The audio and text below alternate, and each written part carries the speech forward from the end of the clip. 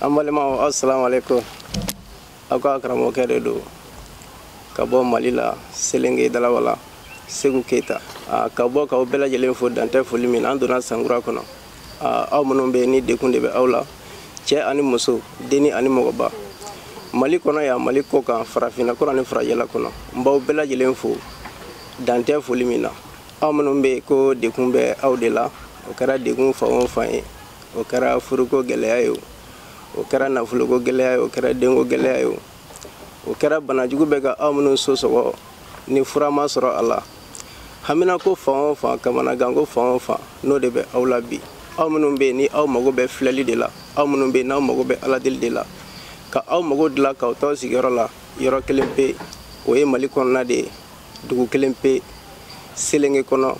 Wa Selenge quartier jumɛn de don, o ye Dalabala de ye. N'a ko Segu Keita, a dogolen tɛ cɛ la, a dogolen tɛ muso la. Mali kɔnɔ Mali ko kan farafina kɔnɔ ani farajɛla kɔnɔ. Ali bi ka bɔ ka n ka clients bɛɛ lajɛlen fo.